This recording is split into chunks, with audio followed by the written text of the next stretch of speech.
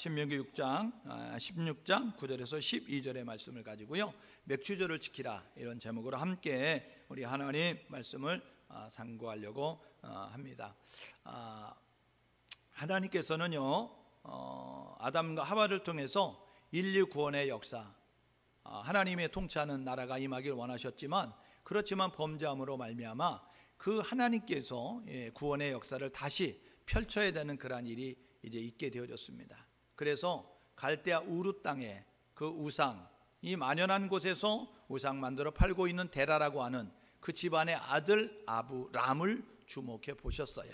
그리고 이 아브람을 통하여서 구속사를 이끌어가는 그러한 이제 일들을 시작하기 원하셔서, 너는 너의 본토 친척 아비집을 떠나 내가 너에게 지시할 땅으로 가라 라고 이야기하면서 지금 이스라엘이 거주하고 있는 이 팔레스타인 지역으로 이제 이사 오도록 만들었어요. 그리고 난 다음에 하나님께서 그를 통하여 구원의 계획을 이루어야 되니까 국민의 숫자가 있어야 돼요. 국가가 되려가면 세 가지 요소가 충족이 돼야 되는데, 첫 번째는 국민의 숫자가 있어야 되고, 두 번째는 국가를 다스리는 법이 있어야 되고, 세 번째는요, 그들이 살고 있는 땅이 있어야 국가로서의 그런 인정을 받을 수 있는 거예요.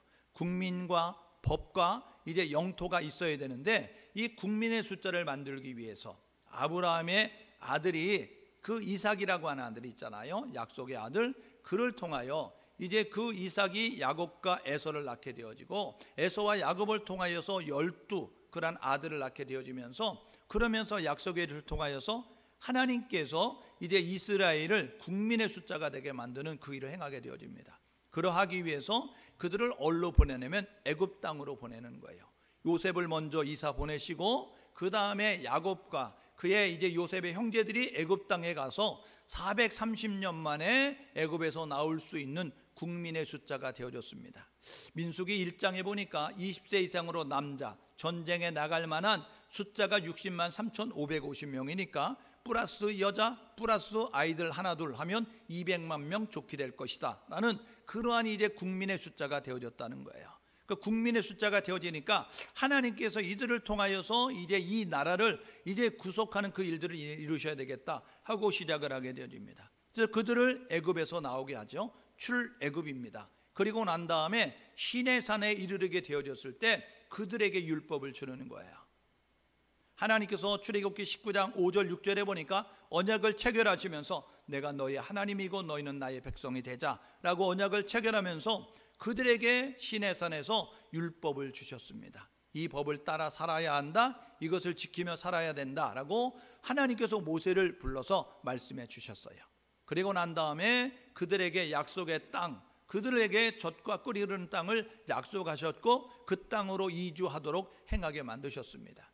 그래서요, 그들이요 이제 하나님이 주신 그 땅으로 들어가게 되어지는데, 여호수아서 1장 3절 4절에 보게 되어지니까 모세의 뒤를 이어서 그래가지고 하나님이 약속한 땅을 이제 이스라엘 백성들이 이끌고 가는 지도자로서 약속의 땅을 정복 전쟁을 벌여서 그 땅을 차지하는 그 일들이 있게 되어지는 거예요. 이렇게 하나님께서는 아브라함을 통하여서 모든 세계의 온 세계의 모든 민족이 다 구원받는 그 일들을 구원하시는 일들을 진행하게 되어지는 것이죠. 출애굽은 10가지 재앙을 통해서 이루어지게 됐습니다. 애굽의 바로가 순순히 내어줄 수 없는 거예요. 왜냐하면 아주 저렴한 가격으로 많은 노동력을 쉽게 사용할 수 있었기 때문에 그들을 내보내는 것은 이 이집트 나라에 엄청나게 손실이 되어지니까 이 핑계에 저 핑계 되면서 안 내보내는 거죠. 그런데 전능하신 하나님께서 이집트 땅에 재앙을 내리는 거예요. 그들이 신성시하고 그들이 위대하다고 그들이 능력이 있다고 생각하는 피, 이, 개구리, 파리, 악질, 독종, 우박, 흑암, 메뚜기, 장자의 죽음, 이런 것들을 통해서 10가지 재앙을 통해서 바로가 항복할 수밖에 없게 만드셨어요. 그래가지고 이제 이 10가지 재앙으로 이집트에서 나오게 되어졌습니다. 시내산에 이르게 되어졌을 때, 그때에 하나님께서 모세를 통하여서 그들이 지켜야 될 10가지 십계명 계명과 그 다음에 613가지의 율법을 허락해 주셨는데, 그게 365개의 무엇 하지 말라는 부정의 명령, 그리고 무엇 하라는 248개의 긍정의 명령으로 나눠진 그런 613가지 율법을 그들에게 허락해 주셨어요. 그것이 자세하게 기록되는 것이 우리 레위기에 있잖아요. 그것을 다시 한번 가나안 땅에 들어갈 사람들에게 말씀한 것이 신명기잖아요. 그러니까 그 이제 율법을 그들에게 허락을 하시고 그 다음에 가나안 땅, 젖과 꿀이 흐른 약속의 땅, 그 땅을 이 여호수아가 진두지휘하에 이스라엘 백성들을 이끌고 들어가서 가나안 7족을 멸하면서 그 땅을 분배받는, 그래서 제비를 뽑아 그 사람들이 많은 숫자의 지파에는 많은 땅을 주면서 그러면서 그 땅을 정복하고 살게 만드셨습니다. 그런 가운데서 하나님이 말씀하셨어요. 레위기 23장에 보니까 율법 가운데서 하나님께서 나의 절기를 지켜라 라고 말씀하셨다고요. 23장 2절 3절에 보니까 나의 절기, 이렇게 하나님이 말씀하셨어요. 우리 절기에는 우리 사람의 절기가 있고 하나님의 절기가 있다고요. 우리 사람들에게 저마다 절기가 있습니다. 내가 태어난 날, 생일, 이거요 잊어버리면 큰일 나잖아요. 결혼하신 분들은 결혼기념일 잊어버리면 큰일 납니다. 잊어버릴 게 따로 있지 그걸 잊어버렸다? 여러분, 살기를 포기한 사람들이에요. 그래서 여러분, 생일을 기억해서 생일을 축하해야 되고, 결혼기념일을 이제 축하해야 되고, 그리고요 또 뭐 이제 취임하고 뭐 이런 날들을 기억해야 되고요. 또 육지에 있다가 이 제주도에 오신 분들은 입도일이 언제냐, 이게 중요합니다. 왜냐면요 입도일에 따라서 이게 서열이 매겨지는 거거든요. 예? 우리 목사들도요 교회에 이게 안수를 다 받았잖아요. 근데 안수를 받은 것도 중요하지만 입도일이 언제냐, 몇 년도에 입도했냐, 제주도에 언제 들어왔냐, 이것에 따라서요 여러분 그 이제 감투를, 그 이제 일할 수 있는 그 자리에 오르는 그런 모습을 가져요. 그러니까 사람들에게 이 절기가 굉장히 중요하죠. 이런 것처럼 하나님의 절기가 있습니다. 하나님의 절기는요 레위기에 나오는 7대 절기, 7대 명절을 이제 하나님께서 나의 절기다 라고 이야기하면서 1년에 최소한 3차례는 내게 보여야 된다 라고 이야기했습니다. 그래서요 유월절, 무교절, 초실절, 오순절, 이게 이루어진 사건이고요. 나팔절, 속죄일, 장막절, 이것은 이루어질 사건으로 우리에게 말씀을 해주고 있습니다. 그 가운데서 유월절은 잊어버리면 안 돼. 너희들이 오순절은 잃어버리면 안 돼. 그리고 장막절, 초막절, 이거 잊어버리면 안 돼 라고 이야기하면서 하나님께서 1년에 3차례 내게 나와야 보여야 된다라고 말씀하고 있음을 우리가 보게 되는 것입니다. 그래서요 하나님의 명령은 1년에 3번 내게 나와서 절기를 지켜야 된다라고 이야기합니다. 6월절은요 무엇이냐면 패스오버라고 이야기하는데, 이거는 뭐냐면 애굽 땅에, 이집트 땅에 초태생이 다 죽는 재앙을 하나님이 내리셨어요. 그러면서 고센 땅에 살고 있는 이스라엘 백성들의 그 땅에는 장자의 죽음이 임하지 아니하도록 하나님이 막으셨어요.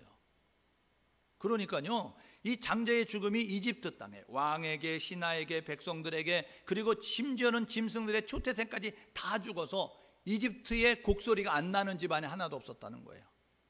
그런데 고센 땅에서는 이스라엘 백성들만 이제 그 초태생이 죽는 장자의 죽음이 임하지 않았다는 거예요. 왜요? 하나님이 말씀하셨거든요. 양을 잡아 너희들이 그 피를 문 인방 좌우설주에 바르고 문 닫고 들어가 있어라. 그러면 죽음의 사자가 이집트 땅을 이렇게 지나가게 될 때 그 피를 보는 곳마다 다 넘어갈 것이다. 그 패스오버가 되어져서 이제 죽지 않았다는 거예요.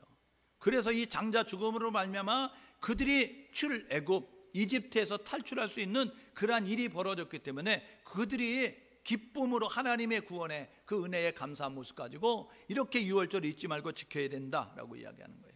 두 번째가 맥추절입니다. 이 맥추절은요 하나님께서 이스라엘 백성들에게 율법을 수여한 날이고요, 신약에 오게 되어지면요 오순절남이 이미 이름에 라면서 사도행전 2장에 이제 오순절의 성령 강림에 대해서 우리에게 말씀을 해주고 있는 거예요.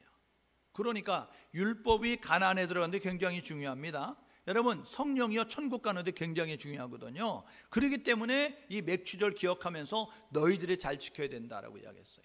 세 번째 장막절, 초막절인데 이것은 뭐냐면 하나님이 40년 동안 너희들을 광야길에서 먹이시고 입히시면서 보냈으니, 이제 지내오게 만드셨으니 너희들이 그 날을 맞이하게 되면 7월 15일인데 아이들을 데리고 밖으로 나가서 지붕에 올라가서 텐트를 치고 그러면서 일주일 동안 거기 거하면서 하나님께서 40년 동안 너희들을 어떻게 지키시고 인도하시고 보호하셨는지를 직접 자녀들에게 신앙의 전수, 교육을 해야 된다라고 이야기하면서 40년 동안 보호해 주신 하나님, 그리고 인도해 주신 하나님, 그리고 공급해 주신 하나님을 잊지 아니하도록 하는 그러한 절기가 장막절이었다는 거예요.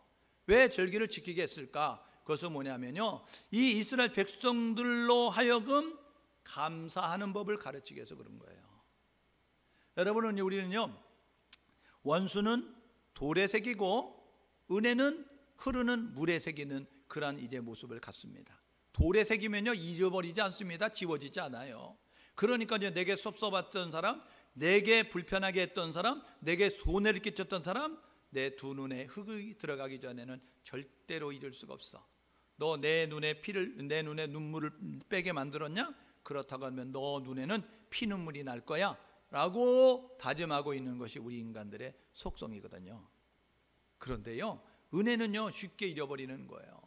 뭐 할만하니까 한 거지 뭐, 이렇게 생각하고 안일하게 생각하는 모습을 가져요. 할만해서 한 것이 아니고 사랑하니까 한 건데도 불구하고 그냥 그들은 당연히, 그리고 마땅히 받아야 될 것처럼 생각하는 그런 모습 가지고, 그렇기 때문에 감사를 잊어버릴 수가 있거든요.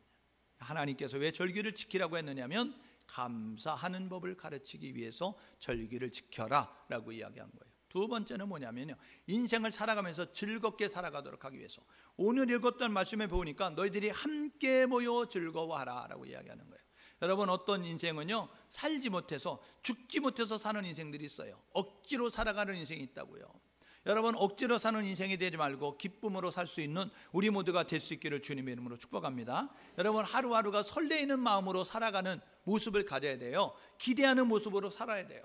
그런데요, 맨날 불안하고 맨날 이제 두렵고 이런 모습을 가지고 살아가면 사는 게 사는 거겠어요? 그런데요, 아침에 일어나면 오늘은 하나님께서 나의 삶 가운데 어떻게 역사하실까, 기대하는 마음, 설레이는 마음, 그리고 이제 그 갈망하는 마음, 그런 모습을 가지고 나아갈 때에 우리가 기쁨으로 그 삶을 살 수 있겠죠. 세 번째로 왜 하나님께서 절기를 지키라고 했느냐면요, 더 큰 축복을 주기 위해서 그러는 거예요.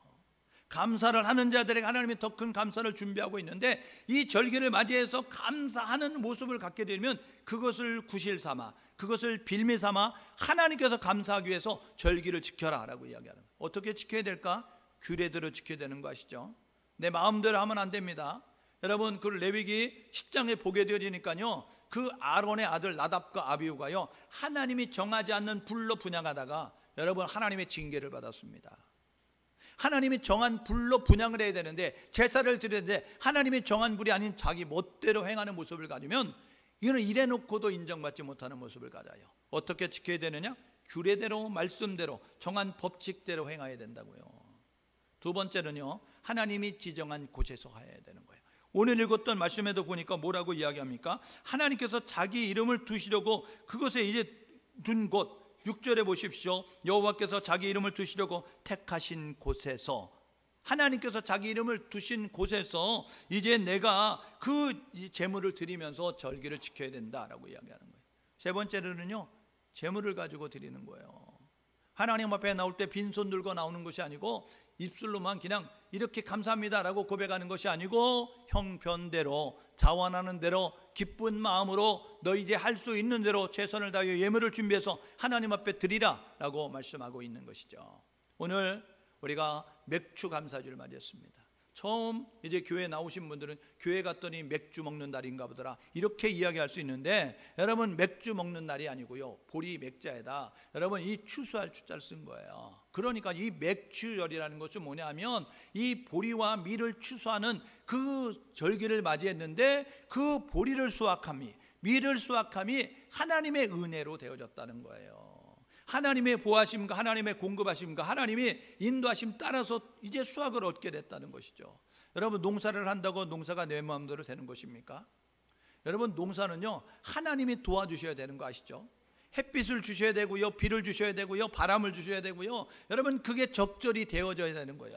비가 안 오면 농사 망칩니다. 비가 많이 와도 농사 망칩니다. 여러분, 해가 안 떠도요, 농사 망치는 거 아시죠?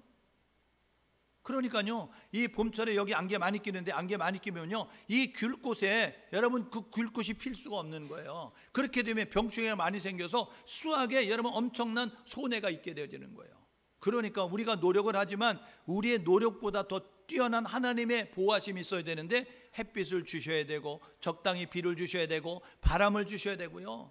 여러분 온도가 또 이렇게 냉해가 오지 않고 여러분 뜨겁지 않은 그런 모습 가지고 여러분 절기에 따라서 하나님이 잘 온도를 맞춰주셔야 그래야만 농사가 되어질 수 있는 거예요. 모든 농사가 그렇죠. 그러니까 보리와 밀도 역시 마찬가지로 수확을 한다면 너무 감사한 마음을 가지고 하나님의 은혜입니다라고 그렇게 예배를 드리는 거예요.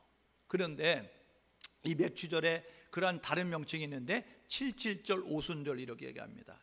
이 77절은 뭐냐면요, 이 예수님께서 이 7대 명절은 예수님의 생애를 이야기할 수 있어요. 6월절은 여러분 예수님께서 죽으심을 당하는 거잖아요, 어린 양으로. 그 다음에 무교절은 무덤에 갇히는 거예요. 그리고 나서 초실절은 부활을 의미하는 거예요. 그래서 이제 6월절, 무교절, 여러분 초실절은요 하루입니다.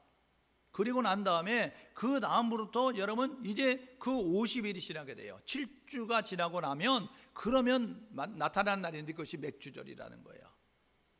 그리고 이 6월절 후 오순절 5바퀴를 돌아서 그래서 이제 되어지는 날이 있는데 그게 오순절 그렇게 이야기하는 것입니다. 이 맥주절은요 이제 첫 수확을 거두는 것, 하나님의 은혜입니다. 감사한 마음을 가지고 예배를 드리는 것인데 6월절 후 50일째 되는 날이에요. 구약에서는요 이 날이 언제냐면 출애굽하고 나서 50일째 되는 날입니다. 시내산에 올라가서 모세가 율법을 받은 날이에요. 하나님께서 율법을 이스라엘 백성들에게 주신 목적이 있는데 그것은 뭐냐면 가나안 땅에 입성하기 위해서 이렇게 살아야 가나안 땅에 들어간다는 겁니다. 그래서요 이 애굽에서 나왔던 사람 가운데 이 율법을 지키지 않았던 그 이스라엘 백성들은 가나안 땅에 못 들어갔어요. 2사람만 들어갔습니다. 여호수아, 칼렙. 광야길은요 2가지 훈련이라고 그랬어요. 순종 훈련, 그 다음에 믿음 훈련. 믿음의 합격대에 가나안 땅에 들어가는 것이고요, 여러분 순종의 합격대에 가나안 땅 들어가는 겁니다. 그들이 하나님을 믿지 않아요. 그래서 매 순간마다 원망 불평하죠. 그래서 민수기는요 불평의 책입니다. 민수기는 별명이 있는데 방황의 책, 38년 방황을 기록하고 있기 때문에 방황의 책인데요, 그 민수기에 보게 되면 그들은 가는 곳마다 불평하고요, 만나는 사람마다 불평하고요, 그래서 불평의 책이다라고 이야기하고 있습니다. 하나님께서 이야기하죠. 너희들 가나안 땅 정탐하고 40일 정탐했는데 너희들 돌아와서 하는 그 이야기 내가 다 들었어. 하루를 1년으로 계산해서 이제 너희들 40년 동안 광야길을 헤매게 만들 거야. 그래가지고요 그들이 광야길을 뺑뺑뺑뺑 돌아서 여러분 그 땅에 들어가는 사람은 2사람만 들어가는 모습을 가져요. 그런데 이게 신약에 와서는요 어떻게 바뀌어지냐면요, 예수님이 십자가에 달리시잖아요. 무덤에 있다가 안식후 첫날 일어나신다고요. 그래서 부활하시잖아요. 부활하신 다음에 40여일 동안 500여 사람들에게 보여줬습니다. 고린도전서에 보게 되니까 이 고린도전서를 기록할 때에 500의 형제가 태반이나 살아있다라고 이야기했습니다. 500여 사람들이 목격자가 있는데 고린도전서를 기록할 때 아직도 기백명이 살아있다는 거예요. 그러니까 그들이 경험한 부활의 예수를 경험한 사람들이 어떻게 거짓말을 하겠어요? 그래서 진실을 기록할 수밖에 없는 그런 모습을 가지고 있었죠.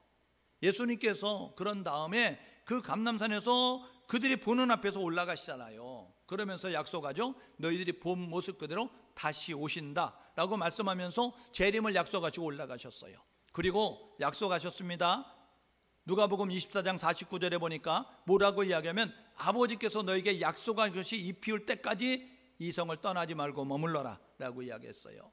제자들이 두려웠어요. 그렇지만 약속하신 것이 입힐 때까지 떠나지 말라는 명령을 지키기 위해서 문을 걸어 잠그고 체포될까봐 발각될까봐 두려워서 문을 잠그고 한 곳에 모여 있었어요.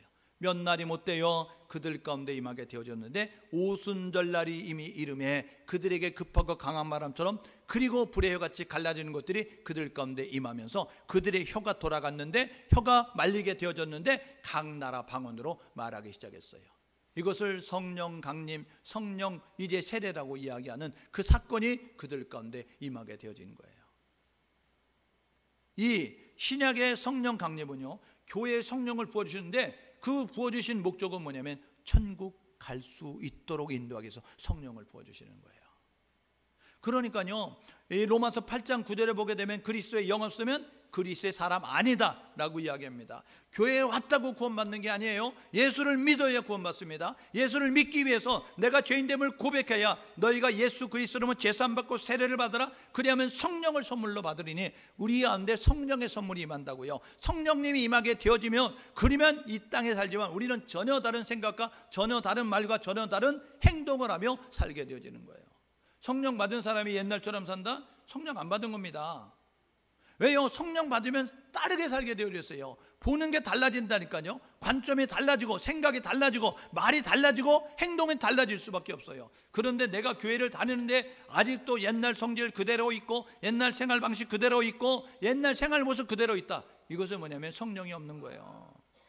로마서 8장 9절에 보게 되면 그리스도의 영 없으면 그리스도 사람 아니야. 이거 뭐냐면요, 더 한 걸음 나아가면 천국 못 가. 그렇게 이야기한 거예요. 오늘 저와 여러분 모두가 해드리면, 여러분 안에 성령이 있는 거 보시고 성령이 소멸하지 않도록, 성령이 근심하지 아니하도록 성령 충만하게 해서 노력할 수 있는 우리 모두가 될 수 있기를 주님으로 축복합니다. 에베소서 5장 18절에 보니까 술 취하지 말라 이는 방탕한 것이니 라고 이야기하니까, 나는 술 안 먹으니까 다행이야 라고 생각하는 사람을 가지고 있는 사람들이 있으면 여러분 바꿔야 되는 거예요. 술 취하지 말라는 것은 뭐냐면 술 먹지 말라는 것이 아니고요, 여자분들은 술 안 먹으니까 다행이야 이렇게 생각할 수 있는데 그것이 아니고요, 여러분들에게 하는 것은 뭐냐면요, 세상에 취하지 말라는 거예요. 술 취하지 말라는 것은 세상에 취하지 말라, 땅의 것에 올인하지 말라라는 모습을 가지고 있는 거예요. 오늘 저와 여러분 모두가 가나안 땅에 입성하기 위해서 율법이 있어야 되듯이 천국에 입성하기 위해서 성령이 있어야 된다는 사실을 기억하셔서 저와 여러분도 성령 받아 능력의 모습 가지고 사람다운 모습으로 살듯이 우리가 천국 소망 가진 사람답게 하늘나라 소속된 사람들께 살아갈 수 있는 우리 모두 될 수 있기를 주님의 이름으로 축복합니다.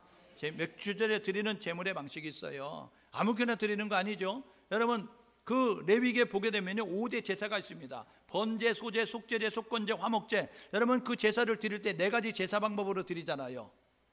요제와 거제와 전제와 여러분 화제로 드리는 거예요. 아무렇게나 드리는 거예요. 불태워 드리는 화제, 흔들어 드리는 요제, 받들어 드리는 거제.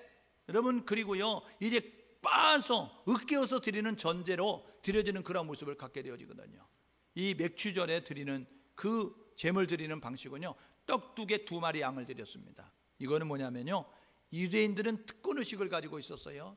떡 2개를 드리라는 것은 뭐냐면 유대인과 이방인 전체적인 구원에 대해서 이야기하고 있는 거예요. 고운 가루가 되는 것은요, 이 맷돌에 갈잖아요. 이 맷돌에 가는 것은 뭐냐면 새 사람이 되는 거예요. 우리의 육이 죽고 우리의 영이 살아나는 새 사람이 되는 것이고, 기름에 넣었다 이 성령으로 반죽이 되어졌다는 것은 뭐냐면 하나가 되는 겁니다. 고운 가루를 기름 넣고 버무리게 되면 하나의 덩어리가 되잖아요. 불에 구웠다는 것은 뭐냐면 연단과 훈련의 과정을 거치게 되는 겁니다.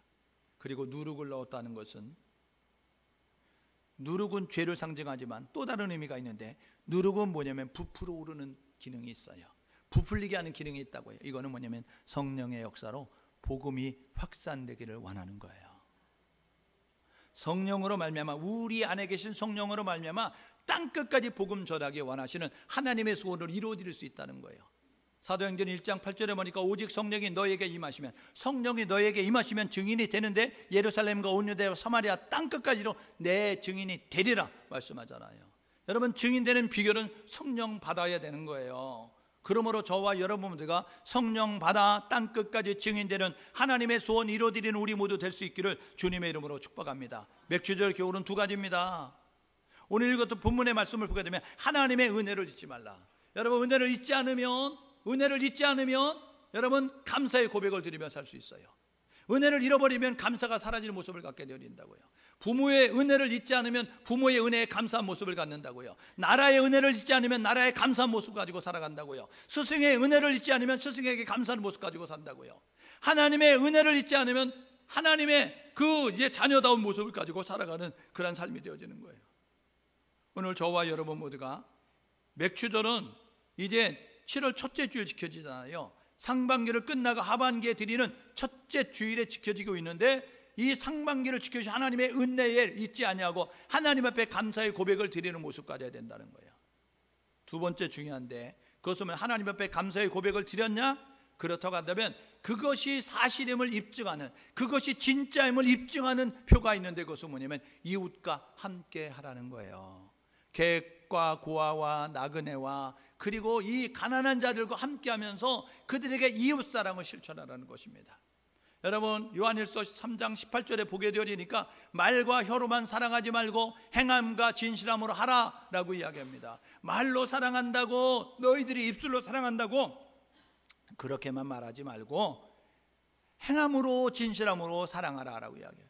요한일서 4장 20절에 눈에 보이지 않는 하나님을 사랑한다고 하면서 눈에 보이는 형제를 사랑하지 않으면 이는 거짓말하는 자니, 눈에 보이지 않는 하나님을 사랑한다면, 눈에 보이는 형제를 사랑하지 않으면서 어떻게 눈에 보이지 않는 하나님을 사랑한다고 할 수 있겠냐라고 이야기하고 있습니다.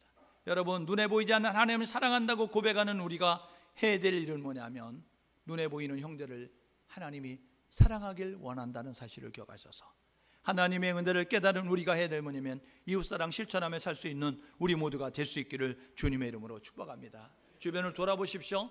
이웃의 개념을 앞집, 옆집, 뒷집, 윗집, 아랫집을 나누면 안 된다 그랬어요. 여러분, 거리적인 개념으로 내 옆집이 이웃이고 내 앞집이 이웃이고 내 윗집이 이웃이고 내 아랫집이 이웃이라고 생각하면 안 된다고요. 거리적인 개념이 아니고 도움이 필요한 사람은 나의 이웃이에요.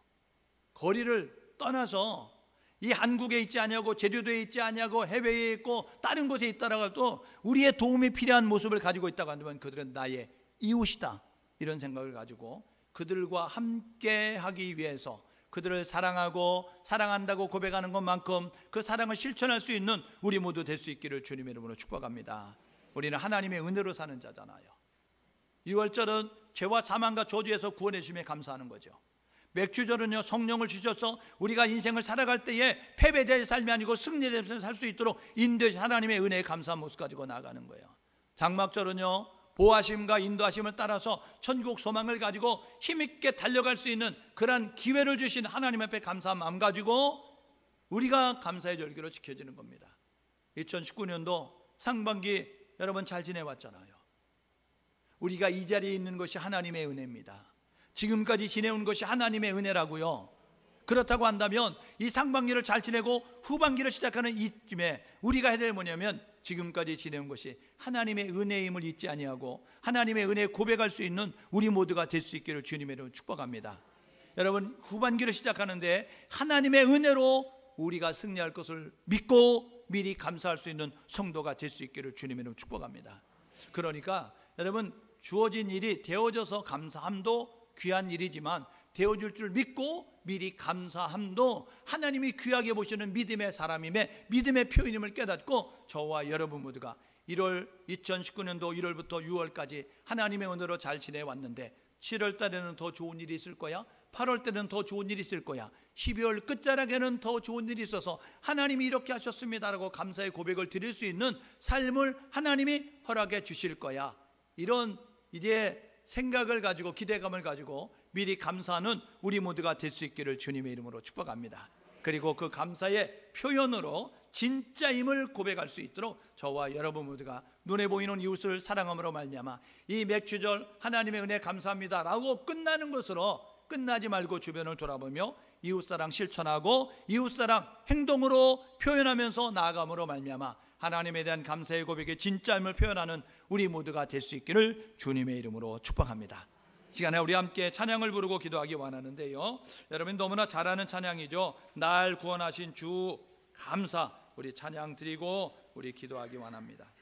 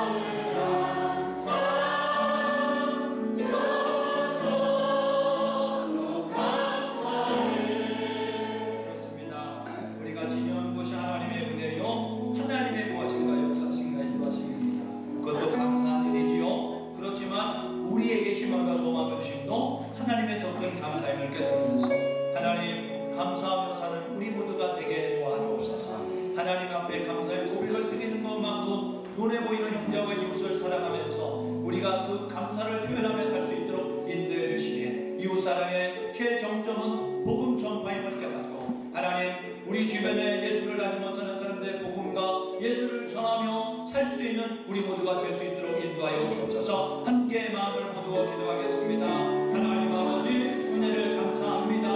우리를 구원해 주심 감사합니다. 우리를 인도해 주심 감사합니다. 우리를 보호해 주심 감사합니다. 우리의 생활 가운데 역사해 주심 감사합니다.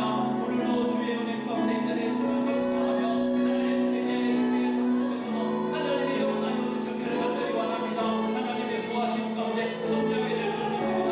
하나님의 구하심 가운데 사역을 잘 감당하게 될 줄 믿습니다. 하나님 믿이 감사하는 우리 모두가 될 수 있도록 인도하여 주시고 하나님을 사랑하는 고백하는 마음과 요새되는 사랑도 실천할 수 있도록 하나님 인도하여 주옵소서. 하나님의 사랑의 가운데 제대 정점을 보호하고 그렇게 도와주셔서 예수를 증거하게 도와주옵소서. 복음을 전달하게 도와주옵소서. 영원한 천국 소망하면서 주의 평안과 기쁨과 신명을 누릴 수 있도록 전달하며 사는 우리 모두 될 수 있도록 도와주시고 우리 또 함께 기도하기 원하는데요. 여러분의 문제를 가지고 기도하기 원합니다. 하나님 답답함과 컬컬함과 하나님 무거움과 어둠이 있습니다. 하나님 슬픔과 절망과 낙심이 있습니다. 그 모든 것을 주 안에 평안과 기쁨과 생명으로 바뀌어지는 우리 모두가 될 수 있도록 인도하여 주옵소서. 우리의 문제를 가지고 주여 한번 해주고 하나님 앞에 간절함으로 기도하겠습니다. 주여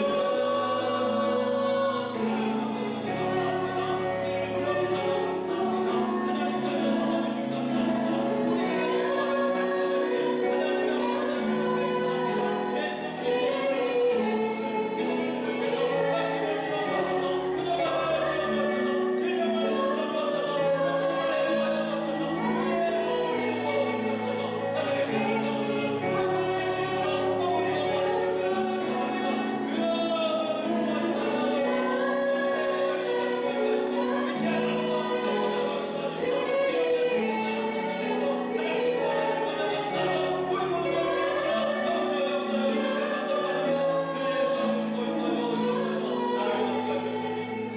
하나님 아버지 은혜를 감사합니다. 오늘도 우리를 불러주셔서 감사합니다. 말씀을 통하여서 우리가 어떻게 살아야 되는지 삶의 진심으로 말씀해 주시니 하나님 진심으로 감사합니다. 한 귀로 듣고 한 귀로 흘리는 자들 되지 말고 가슴에 잘 새기게 도와주시고 생활 속에 적용 실천하면서 하나님의 기쁨 자랑되는 우리 모두가 되게 도와주옵소서. 하나님의 은혜 잊지 않고 감사의 고백을 드리며 그 감사의 고백이 진짜임을 표현하기 위해서 이웃사랑 실천하면서는 우리 모두 될 수 있도록 은혜를 나누어 주옵소서. 복음 전하며 살기 원합니다. 예수 증거하며 살기를 원합니다.